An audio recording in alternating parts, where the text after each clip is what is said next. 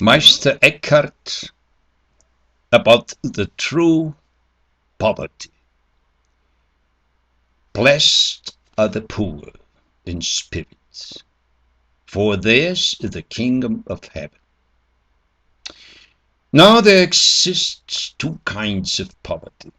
An external poverty, which is good and praiseworthy. Of this poverty I do not want to speak any further. There is still another kind of poverty, an inner poverty. Some people have asked me about what a spiritually poor person is. That is what I'm going to answer now. He is a poor person who wills nothing, knows nothing, and has nothing. Of these 3 points I'm going to speak, and I hope that you might understand this truth, if you can. But if you do not understand it, do not worry about it, for this truth is of such a kind that only very few people can understand it. First I say that one is a poor person who wills nothing. What this means, many people do not correctly understand.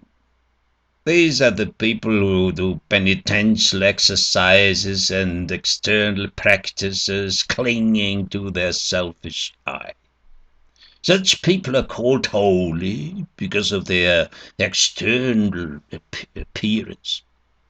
But inwardly, they are asses, for they do not grasp the real meaning of the truth. These persons say that one should so live as to never fulfill one's own will, but always strive to fulfill the will of God. But I say that these people are not really poor people, nor do they resemble poor people. For they are highly considered in the eyes of those who know no better.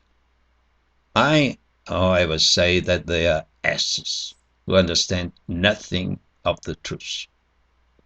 If someone asks me what the poor person is who wills nothing, I answer, so long as a person has a will to fulfill the will of God, this person does not yet possess the poverty of which I want to speak. This person still has the will to satisfy God's will, and that is not the right poverty.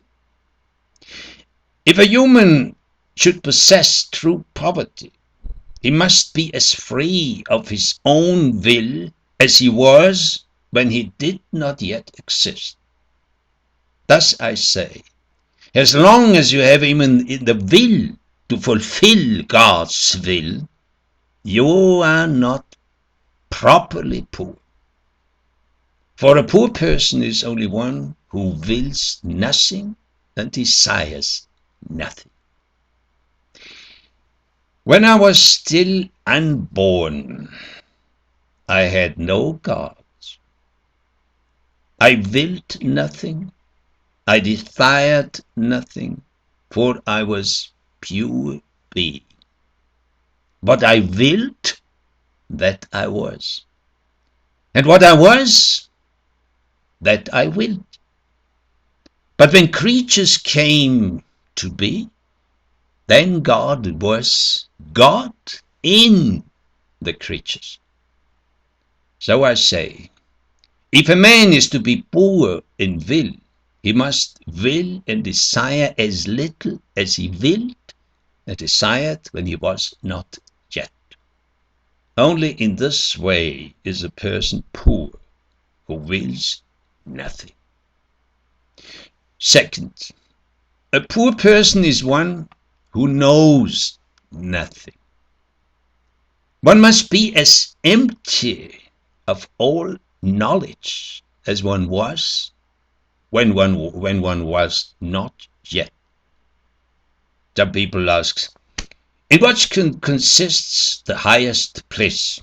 In loving or knowing? Some masters have said that it lies in knowing, some say it lies in loving. But I say it lies neither in knowing nor in loving. There is a something in our soul from which knowing and loving flow, but it does not itself love or know. It does not need anything additional, for it can neither gain nor lose. It does not know whether God is acting within it or not. It enjoys itself. Man should be so empty that he neither understands nor knows. Only then can the man be the true poverty. Whoever is to be poor in spirit must be poor of all his own understanding, that he knows nothing about God or himself. In this way is a person able to be poor of understanding. Third, one is a poor person who has nothing. Many people have said that poverty means not having any material things of the earth, but this is not the sense I mean. I have said before that one is a poor person who does not even will to fulfill God's will, who so lives that he is empty both of his own will and of God's will, just as he was when he was not yet. About this poverty we say that it is the highest poverty. Second, I have said that he is a poor person who knows nothing about God's activity in him. When one is empty of understanding and knowing, that is the poorest poverty. But the third kind of poverty is the most difficult, that the person has nothing. True poverty of spirit consists in keeping oneself empty of God and of all one's works. In this poverty, a man attains the eternal being that he once was, now is, and will eternally be.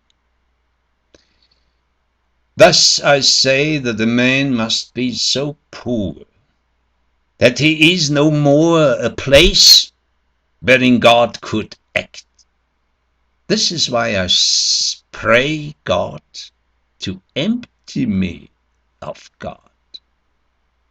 For my essential being is above God. Where God is raised above all being, there I was myself.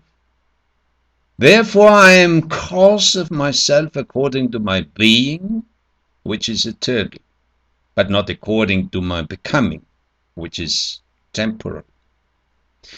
Therefore I am unborn and can never die. In my unborn being I have always been, I am now, and shall be eternally. What I am by my temporal birth, that will die and be annihilated.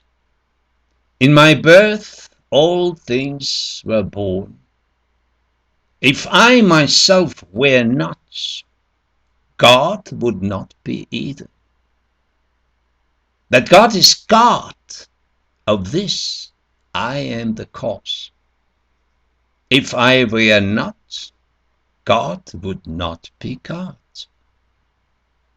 God cannot be enough for me in all that makes him God, for in his pure being I and God are one.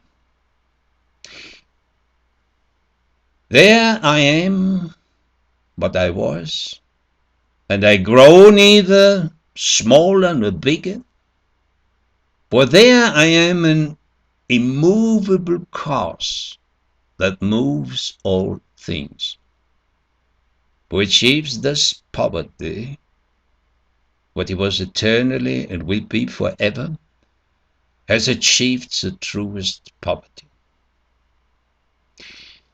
Those who cannot understand this discourse, let them not trouble their heads about it. For as long as people are not equal to this truth, they will not understand this speech.